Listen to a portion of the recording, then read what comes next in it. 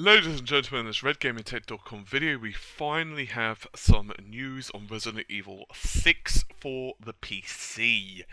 As you know, it has been delayed significantly, which was due to many reasons. Basically, since the release of Resident Evil 4 on the PC was a travesty, although Resident Evil 5 is a pretty good port, Capcom basically have slowed things down a little bit. Anyway, fast forward to now, and we have some details. It's going to be released next year, which isn't really a surprise, and it's going to be March the 22nd, apparently.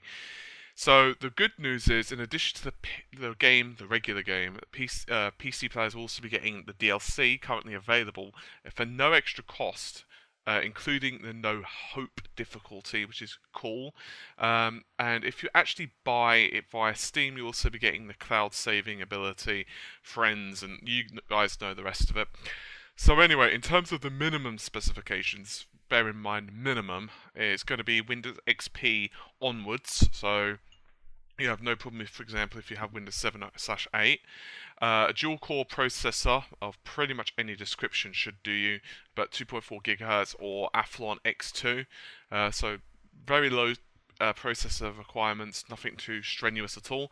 You're going to be required to have 2 gigs of RAM, which I think pretty much any gamer now has. And as for hard disk space, you're going to be looking at 16 gigs.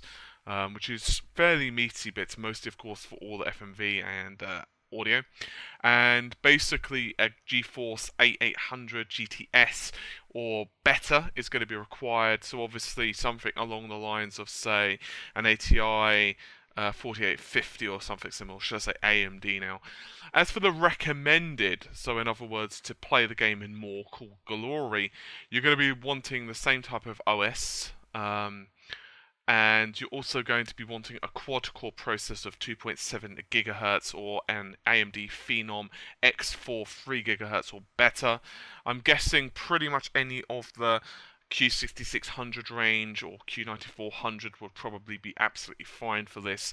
Maybe a mild overclock would be fantastic, but other than that, you'll be fine.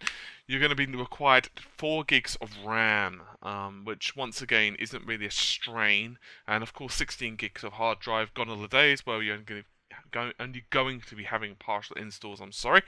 DirectX 9C or greater, so that's fine. And as for your graphics card, you're going to be wanting a GTX 560 or AMD equivalent. So not particularly high or anything.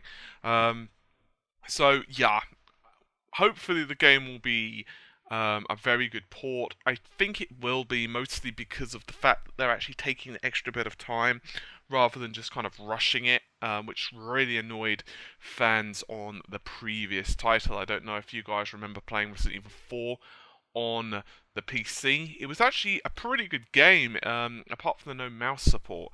I know that sounds really, really a bad thing to say, but there was a patch that really helped, and also there was a HD texture patch that really improved the game.